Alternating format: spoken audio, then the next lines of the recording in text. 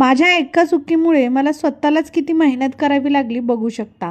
पावसाळा सुरू होण्याअगोदर मी कांद्याच्या 2 बॅग विकत आणल्या होत्या, ज्या 20 किलोच्या जवळ-जवळ होत्या. आता त्यापैकी एक बॅग मी यूज करायला काढली, त्यामुळे त्यातले कांदे मात्र चांगले होते.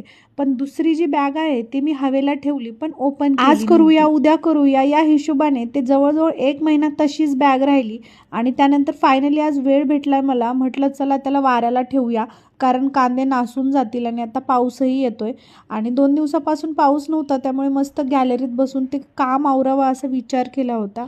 पण जेव्हा मी ती बॅग ओपन करून बघितली आणि त्यानंतर मला इतका शॉक बसला. त्यातले अर्ध्याच्या जवळजवळ कांदे खराब झाले होते. काहीला तर इतक्या खराब आळ्या लागल्या होत्या. आता प्रश्न होता या सगळ्याला बाजूला कसं करायचं, कारण जर बाजूला नाही केलं ना तर 10 किलोची जी बॅग आहे ती पूर्णच वाया जाईल आणि काही फायदाच होणार नाही एवढं स्वस्तात घेऊन. हँड ग्लोव्ज घेतला, म्हटलं आळी वगैरे हाताला लागेल आणि लगेचच कामाला बसले. बट झालं असं की 10-15 मिनिटातच जोराचा पाऊस आला. मग काय, अर्ध काम तसंच ठेवलं आणि वाळू घातलेले कपडे काढले आणि सायकल सुद्धा गॅलरीमध्येच होती आणि म्हटलं चला ते पण भिजून जाईल, त्याला कव्हर वगैरे लावलं. एखादा दिवसच असा असतो, त्या दिवशी कुठलंच काम ठीक होत नाही. कांद्याच्या ट्रॉम्यातून बाहेर येणे अगोदरच पाऊस आला. कपडे वगैरे मध्ये आणले, सायकलला कव्हर लावून घेतलं. तेवढ्या 2 मिनिटातच मी भिजून गेले. म्हटलं चला मध्ये बसूया आणि पाऊस गेल्यानंतर बाकीची कामं करूया. सोफ्यावर बसण्या अगोदर मला एक गोष्ट दिसली, ती म्हणजे ही कॅट.